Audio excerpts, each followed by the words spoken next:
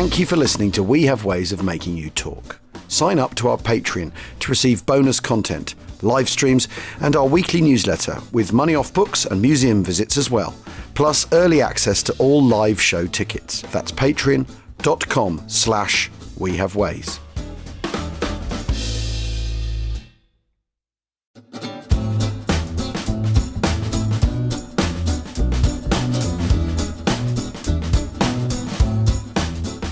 Acton, welcome to We Have Ways of Making You Talk Normandy with me, James Holland, and with John McManus. John, how the devil are you? We nearly got separated then. We almost did. We showed here how hard it is to link up. Yes, I should say that we're at Pegasus Bridge. It's absolutely pullulating with people. Every other person is in a Jeep, which is very much de rigueur in Normandy and Anniversary Week, or wearing 101st Airborne kit. There's a bit more British Airborne. Yeah, closer to here. Smocks on show today. But it's absolutely teeming, isn't it? Anyway, the Pegasus Bridge was up, and we were trying to get I was on the north side, on the Benneville side. No, it's not the north side. I should say it's the western side. You were on the east side. We were waving at one another, but then the bridge came down. So the British came down, linked up with the Americans, and here we are. I mean, God, this is crazy. Yeah, but come on, so John, 80th anniversary thoughts. What are you doing over here? Yeah. How do you think it's important that we commemorate these decade moments? Yeah. So I'm here with the World War II Museum on an 80th anniversary D-Day cruise, and we've been popping up and down the coast from Hamburg to Amsterdam. We went over to England for 2 days to look at the 8th Air Force airfields. We went to Dunkirk yesterday. I actually personally went to Vimy Ridge, which I'd never visited before. What do you think? Oh, I thought it was amazing. And the craters, and you can definitely get the trenches and the tunnels. Did you go into tunnels? We did. Went through the tunnels, and so you get a good sense of that battlefield. Mm-hmm. And then we, we've docked it on Fleur this morning, and this is our first sort of Normandy junket. Yeah. And it's just been crazy, of course, as you know. So what have you been up to? Well, we headed down to the we were following the show with Rangers and Bluecoat and then crossing the Noiro, and actually found large amounts of Frank Galvin's Sherman tank in the hedgerow. Really? Where it got blown up on the 16th of August. So it was moving, wasn't it? But it is amazing, isn't it, that 80 years on, there's so many people. Do you think it's because it's people fear it's the last, or do you think it's just because it's the decade, or do you think it's a bit of both? I think it's, the time to come here is the marker anniversaries. Everybody wants to be part of this whole commemoration. I think there's a sense maybe this is the last time we'll have veterans at a marker anniversary. Yep. Which may or may not be true. I don't know. We'll see. But I think people just want to be here to experience this. We've also had good weather. I think that helps too. That does help. But from a U.S. standpoint, I think there's definitely a sense of wanting to be in on it. It get a sense of what it's like here when there's a big commemoration. For some people, it's personal because they've had forebears who were here, fathers, and some mothers in a few cases. In the case of the folks on our cruise, I mean, very many of them have a World War II tie of some sort, and I think they want to be here just to experience this emotionally. Yeah, it's really interesting. I mean, I've been to a few of these. I remember in 2004 coming over for the first time, there were loads of veterans there. I mean, thousands of veterans and huge amount of razzmatazz. Then in 2014 on the 70th, it was amazing because it was just such a party atmosphere. It was this is what everyone had been fighting for. Everyone having a party, multinational people from all over coming here, enjoying each other's company, treating the veterans like kings, of course, and rock stars. But there was a real celebratory atmosphere to it. 2019 was kind of different again because from a British point of view, it was kind of post-Brexit, and there was this kind of slightly different relationship with Europe. This year again, I mean, I'm not feeling it. I'm sensing the party atmosphere here, but personally, I'm feeling there is a different backdrop now. We're down to kind of, tens of veterans. I think there's maybe 70 American, 27 British, something like that. It's not very many, and we've got another European war going on, and it feels all a bit kind of 1938 at the moment. I know. Castle and Paul. I think anniversaries are useful because I think they're a moment where you can pause and reflect. And I think what everyone should be reflecting now is, it took 5 years to get to this point where the Allies could do this. 5 years of many casualties, incredible hard work, unbelievable rearming, etc., etc., etc. Spectacular levels of sacrifice to get to this point where we could liberate Europe again. And we don't want to get in that situation again where, 6 years hence, we're having to kind of liberate Europe from, I don't know, the Russian bear or whatever it might be. I know. Well, and I think that's the highlight today is this partnership. I mean, that's what really stands out to me after all these years. It is a major partnership. And I think that's why D-Day is important, why people are drawn to it. You see how the world had changed and how what becomes NATO really kind of starts to come into being. And I think that is never more important than now, like you said, Jim. I mean, with the war going on in Ukraine, we kind of pause and reflect on what all this means, where it's headed, and there's a little bit of discomfort about the future too, right? So. Yeah. I mean, for me, D-Day represents the ultimate in coalition, cooperation, and coordination. This is the moment where you can see what Western democracies can do when they pull together for a common cause. And the problem is that, there's some political splintering at the moment, and that needs resolving if we're going to get the West back on top again and democracy back on top again. We face existential threats, and we should be thinking about that this week, I think. I think we should too. And, and the interesting thing too, Jim, is that the splintering isn't new. We've had that in the past too. Yep. And then we've been brought together. Unfortunately, it usually takes a crisis. And we've got a sort of, from a British and American point of view, a semi-crisis in Ukraine, I guess. But it's not the same, of course, as 1939 or 1940, fortunately. But I think it maybe make us pause to reflect on the incredible importance of this partnership. I completely agree. We always bang on about the special relationship, and we always kind of feel that it's kind of sort of the British that are banging that drum a little bit harder than the Americans. But I'm not sure that's actually true. And it is an important relationship. I mean, it's really interesting. I was speaking to a British Army general friend of mine who will absolutely stay anonymous, but he was saying to me the other day, he said the British always step up to the plate, but always at least a year after the critical point of the crisis has been reached. Well, and I think that's probably even add another year, and that's the Americans a lot of times too, right? Yeah, maybe. Yeah, so let's hope. Train hard, fight easy, right? Yeah. But anyway, so what are you doing the rest of the week? Yeah, so we are going to Omaha Beach tomorrow, where I'll be part of a hike. We're going to go down like WN62 and hike up WN60. Maybe follow the ride of Jimmy Monteith a little bit too. Mm-hmm. We're going to do that. That's going to occupy most of tomorrow. June 6th, we'll be at the Omaha, or at the Normandy American Cemetery for the major commemorations with the heads of state. June 7th, there's all sorts of different excursions. I personally am going to be going to San Lo, where I haven't been in a long time. So I want to go back there. Well, I'm heading up there with Al on tomorrow. Hill 192, Kraut Corner, all that sort of stuff. You're going there tomorrow? Yeah, we're going there tomorrow. Yeah. Oh, terrific. So what do you got on for the rest of the time? Well, I'm on BBC duties tomorrow night and the morning of the 6th. And then I think we'll all be trapped in the middle of the cordoned off area around Versailles. But there's worse places to be trapped, so that's okay. Oh, yeah. But it's amazing. It's very exciting to be a part of it. It is. I need to go and find some white paint so I can put FFI all over my car and French forces of the and crosses of Lorraine and what have you. So that may be next on the list. But John, it's always a joy to see you. Yeah, you too, Jim. I'm absolutely glad we managed to hook up. Enjoy the rest of the week, and we're looking forward to seeing you at We Have Ways Fest. Yeah, and report in this week. I mean, let us know how you're getting on. Show us some pics and fun stuff. Yeah, absolutely. We'll post some of those up and things. I'm glad we could get together. Yeah, you and me the same. But it's a shame it's not longer. But what can you do? Yeah. Anyway, have a good one. So I've had a comparatively frustrating drive across the invasion front. I've gone past Sword Beach, Juno, Gold, and I'm now at Arromanches. The trouble is, there's so many people out on the roads at the moment. Normally, when you come to Normandy, it's blissfully empty, and the Citroen beetles along, happy as Larry. But they've also put in loads and loads of speed bumps all over the place and traffic calming stuff. So get stuck behind one of those recreational vehicles and you're in big trouble, which is what happened to me. But I managed to burn it off at one point. And so now I'm at Arromanches. And if I thought that Pegasus Bridge was heaving, this place is absolutely teeming.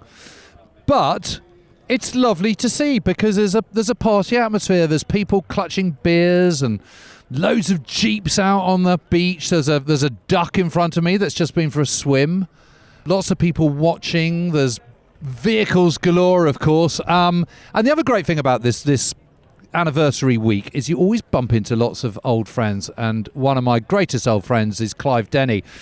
So I'm with Clive Denny now on the seafront at Arromanches, and Clive is one of my oldest friends, a brilliant pilot, Warbird pilot, and a thoroughly good bloke, and it's brilliant to be out here with you, Clive. And Clive, what do you make of it all? It's a bit different from that time that you and I went round with PCA in the Citroen, isn't it? Absolutely. I mean, it's awe-inspiring, James, as you can see. You know, the people here, the atmosphere.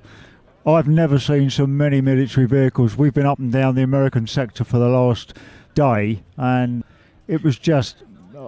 we lost count of the amount of Jeeps. There must have been 2,000 Jeeps on the road. Well, I think there is. It is literally Yeah. every 30 yards, isn't Yeah. it? But the other thing I've noticed is how many Dodges there are. Yep. WC-51s, command cars, ambulances, the whole shebang. Absolutely. The amount of heavy vehicles and wreckers, big Diamond 2 wreckers. Yeah. It's just been amazing. Yeah, And- it's terrific to see, isn't it? It Yeah, makes you realise absolutely. how many are still out there, still driving, still being looked after. There's another WC-51 going along the beach at the moment, and a really nice example of it as well. Yeah. Oh, yeah. But Yeah, I've got yeah. to say, I wouldn't take my vehicles out on that beach. Well, some of the guys we're with want to drive the beach, but personally I'm a little bit worried about the salt water. Well, quite. You know, there's only so much wax I will keep out, isn't there? Exactly. And I love my Jeep, and I don't want to subject it to, any more corrosion than is necessary, really. Well, you've flown over Normandy loads of times, haven't you, in Spitfires, and Yeah. you've flown over Arnhem and all sorts of places. It's been a huge honour to have flown a Spitfire here in Normandy. We did it for several years. And as James said, Arnhem as well, that's been fantastic. But it's great to see it from the air, but it's actually, for me, it's more personal on the ground, and it's nice to be with the people. And when we had the veterans here, so, I've seen it from both angles. Yeah, it's fantastic to be with a Spitfire at Normandy, but you are slightly restricted. You're stuck at the airport. Yeah, and then you're at kind of, especially when 3,000 you've got feet. all the so-called VIPs here, the presidents and the prime ministers, etc. Airspace shuts down, so you spend most of your time just sat with your aeroplane. Yeah. So you get to miss the atmosphere and be with the people, and the people that are just commemorating this huge event. It's absolutely monster, it's isn't ironic. It was obviously it was a massive operation in World War II, and now you look at it, and it's a huge tourist attraction. Yeah, but isn't that what they're fighting for? The freedom that everyone can have a party. Absolutely right. Everyone can enjoy these beaches for what these beaches are supposed to be for, which is, holidaying, having a laugh. I see these beaches, but I just see them in my mind's eye as what they were, what we're representing now. Yeah, and but I think as long as people don't lose sight of that, I think that, the seriousness of what it's all about. But ultimately, that's what the fight for freedom was. This is what kind of freedom represents, isn't it? Yeah, absolutely. Albeit 80 years on. And it'll always remain. It'll never go away, I don't think. I think the atmosphere will just go on in generations. I mean, there's obviously parents, families, that from the veterans passed down to their children, grandchildren, and I think that will live on, personally. Well, let's hope so. Yeah. I think you're probably right, to be perfectly honest. Yeah. But Clive, I mean, we got to know each other when I wrote my Malta book all those years ago, and you were planning to get the first Spitfire and Hurricane back to Malta since the filming of the Malta story in the 50s, I think it wasn't it? Yes, it was, yeah. And that was quite an operation, and it was an amazing thing. And I can remember being I think I was in the lower Baraka Gardens. Grand Harbour. And we were waiting, thinking, where are they?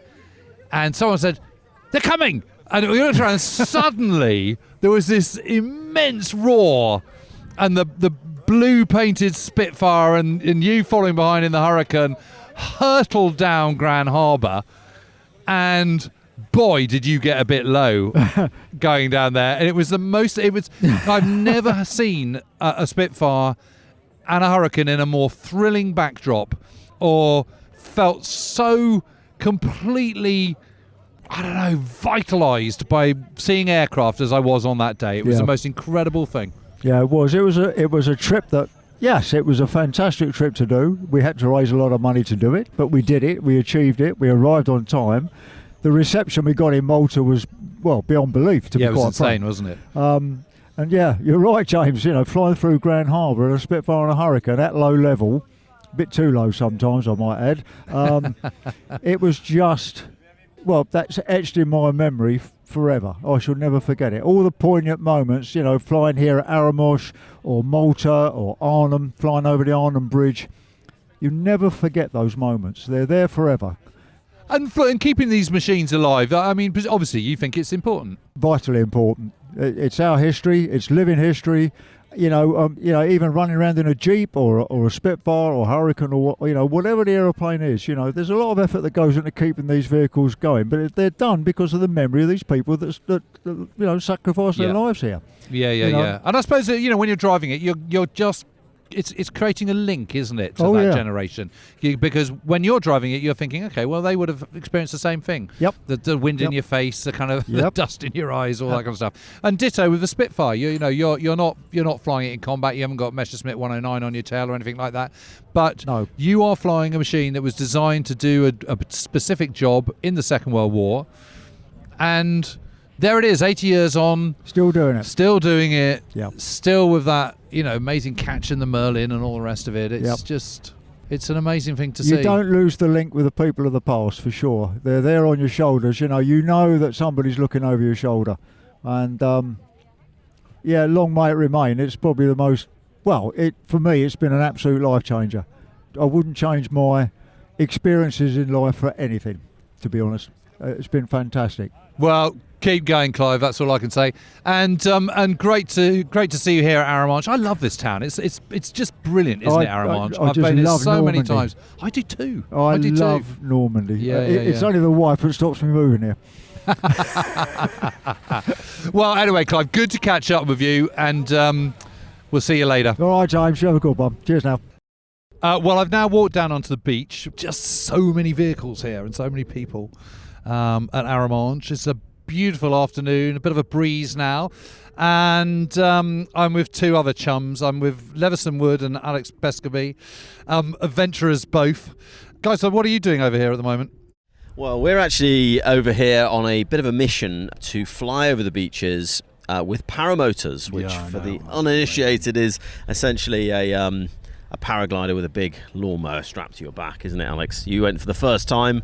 Oh, it was absolutely terrifying. It's the most unnatural experience. You're suspended I'd say thousands of feet, but I'm not actually sure on the distance, above the beaches of Normandy, strapped only by a piece of canvas between your crotch.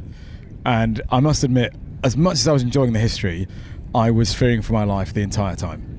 I mean, it's a pretty special experience, though. It's absolutely amazing. I would love to do that. I sort of got into this reluctantly as a way of getting over a fear of heights, which is ironic because I used to be in the parachute regiment and jump out of planes for a living. But it's an amazing way of seeing battlefields, and particularly for myself, my regiment has a very strong association with Pegasus Bridge and the Merville Battery, so it was great coming to see them from pretty much the same angle. Was that last night you did that, or 7 o'clock this morning? No, that was yesterday we did that, which was wonderful. But we actually managed to get a couple of serving soldiers up this morning, just to show them what it's like. So it was great. Absolutely amazing. Well, I saw that footage, Alex, that you sent me the other day, and just laughed and laughed.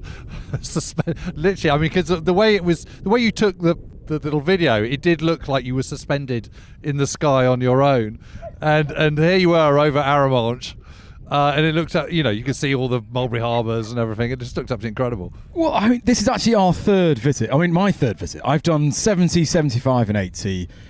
I've watched all the films, I've read all the books. Every 5 years I refresh myself on the history. But to see it from there, it gives you a very different perspective, particularly going over Pegasus Bridge. And what's the sense of scale, do you think, and how it all fits together? Well, I think I've seen those aerial maps. I've seen the kind of OS maps. I've obviously stood on the beach looking at the Mulberry Harbour. But to see it there, I think you see just how enormous the challenge was. Even though it's this, greatest amphibious landing in history, it's still an enormous stretch of land. Yeah, it is. Enormous. And I think the peace and quiet with which we were seeing it, suspended by a piece of canvas by your crotch, it's completely, disingenuous to how they would have experienced it. Of course. The only, I guess, comparable experience was when those lads were dropping in the gliders over Pegasus Bridge, Café Gondry, pure silence. That's the only thing I can imagine was similar. But you could effectively recreate the glider, the glider route, because you could fly in over the coastline, drop to get to be at 1,000 foot, go past Pegasus Bridge, then dog leg back 180 degrees and basically drop in at the Well, at the bridge. that's exactly what we did really yesterday. We flew down the entire length of the beaches. Did you? You went the whole lot? Yeah, just did the whole lot, all the way from the American sector down here. Wow. And How yeah, brilliant. absolutely remarkable. But like you're saying, I think for me, what struck me was the sheer amount of water, not just obviously on the beaches, but you go in, you've got these marshlands, you've got all the canals and the waterways. So, the whole operation was fraught with so many dangers, and it must have been absolutely terrifying for those glider pilots coming in, at night and just sort of crashing wherever they did, and particularly at the Merville battery when you had these guys landing pretty much on target, and then suddenly being surrounded by.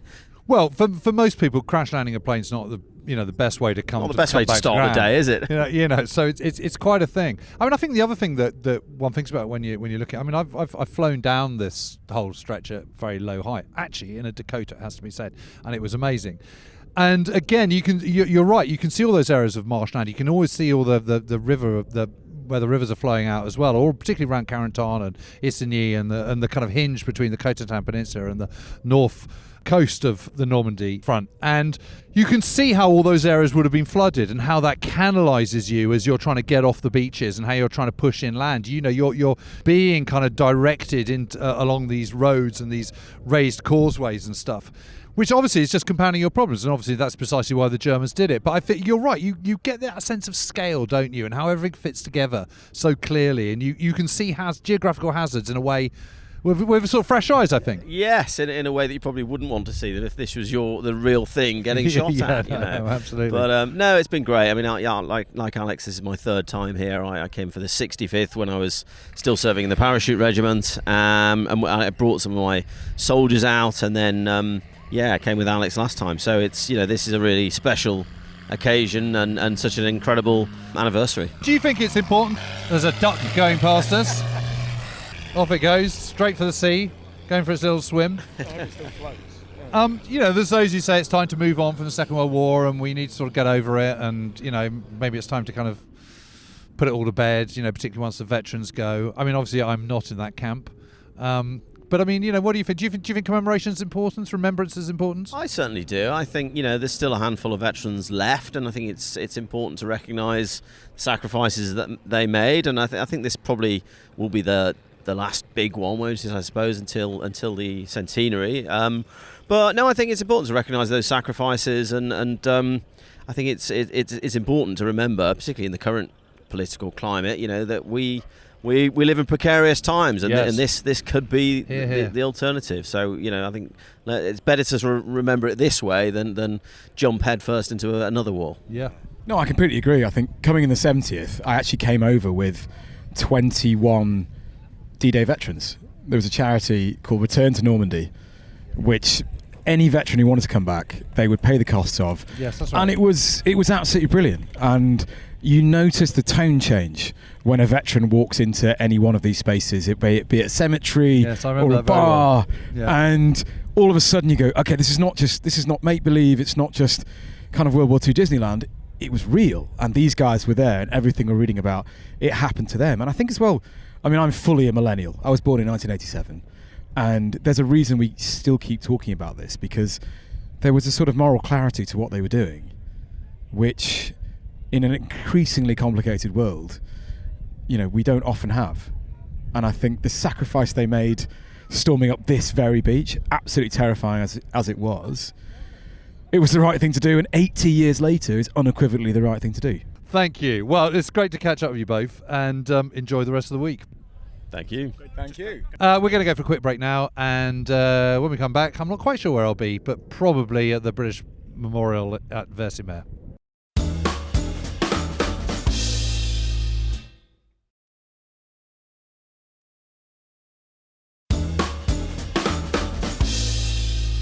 Well, welcome back. I've come a little way down the coast. I've pretty much driven the length of Gold Beach. It's always kind of pretty special for me because it's where the Sherwood Rangers came ashore, of course, and the 231 Malta Brigade, 2 units very kind of close to my heart. And I think it's, one tends to have sort of personal connections to certain regiments and squadrons, a ship or something that you're kind of sort of particularly gunning for. Sounds a bit silly, really, but it's a bit like sort of supporting a football team or something like that. But also the Green Howards. And when I first came to Normandy, it was in June 2004 with a bunch of friends, one of whom was David Christopherson, who actually I didn't know at that point. And it was due to that trip that my relationship association with the Sherwood Rangers began, really, and very memorable it was too. And on the morning of the 6th of June, I was down on King's sector of Gold Beach, where the 6th Green Howards came ashore, and there were maybe 40 veterans. There was a company commander there as well, all there in the early hours at about 7:30 in the morning when they came ashore 60 years earlier. And now it's 80 years ago, 20 years on from that day. I don't think there's any Green Howards left at all now. Maybe there are, but maybe one or two, but I don't think so. And interestingly, the Yorkshire Regiment, which is what the Green Howards became, are the only county regiments still in the British Army. You know, all the rest of them have all been disbanded, turned into the Rifles or whatever over the years. There's the East Anglians, of course, but or the Royal Anglians, but they're not exactly county, they're multiple counties. So a nice connection. And nice to be there, and nice to look out over Gold Beach. You can see the whole swathe of it from here. And I'm up at the British Memorial, the new British Memorial, and what an absolutely stunningly moving place it is. And in addition to the memorial, there's a temporary exhibition called Walking with Giants, and there's a cut-out silhouette, head bowed, of a Tommy, of a pilot, of a sailor, of French resistance, representing all the British and Commonwealth who were killed on D-Day. It's absolutely huge, and it is profoundly moving. People, you know, they're standing amongst a sea of oxeye daisies with the remnants of Arromanches, the Mulberry Harbour behind, and the whole of Gold Beach. And beyond, perched on the hill, is this magnificent edifice, this amazing structure, this incredible memorial that's been put up. And well, lots of people who were a bit put out about it, who felt that there was already a memorial at Bayeux and so on and so forth. But it's got everyone's name here who served from the 6th of June onwards throughout the Normandy campaign. Anyone who lost their lives, they're all got their name carved into the columns. The whole structure is laid out like a Union Jack. There's an amazing central statue, and it really is incredibly moving. And of course it's D-Day 80 week, so there's lots and lots of people here. Everyone walks a bit slower and more contemplatively, and pausing to look and pausing to think. You know, it's a place that's profoundly moving, but also deeply respectful. You know, Joey and I were talking on the way over that, you know, has it all become a bit too much of a circus? Is it a bit too Disney-fied? You know, all the jeeps and 60-year-olds in their 101st Airborne jump suits and all the rest of it. You know, I think it's fine. I don't mind that. I think it's great if people are enthusiastic and interested in it, then and they want to dress up, then that's their affair. But this is a different thing altogether. This is where people really properly come and contemplate and think. And I don't know if you just picked up that, but they're not all British either. People from different nationalities come here to pay their respects. And if anyone's listening to this and hasn't been out to Normandy yet, this really should be one of your absolute top places to go. I would recommend that anyone who comes to Normandy pays a visit here, just as they should to the incredible American cemetery at Colville as well. But it's so beautifully positioned, it's so beautifully done, it's so sensitive, and it feels very permanent and long lasting. So who knows how long we'll be commemorating the Second World War. But when you look at memorials like this, you realise it's going to be for many years to come yet. Everyone's getting prepared for the big BBC coverage of the commemorations on the 6th of June. His Majesty the King's going to be here, and various other dignitaries. It's all going to be quite a thing. So there's chairs being laid out and tents, and film crews are getting ready, doing rehearsals and whatnot. But it hasn't stopped people coming and paying their respects. There are literally, there must be thousands of people here just at the moment. Just here now, and I guess it's like that all the time, every day, all day, every day, throughout this week, I would imagine. So we've just paused by the main statue at the memorial, which is 3 Tommies, sort of coming off the beach, one with a Bren gun, one with a Sten, one with a rifle. It's just, again, it's just beautifully, beautifully done. And then you sort of crest the top and you're looking down, and the sea of these silhouettes is still there, the Walking with Giants. It just goes on and on and on, and that's reflective, of course, of the vast number of casualties there were.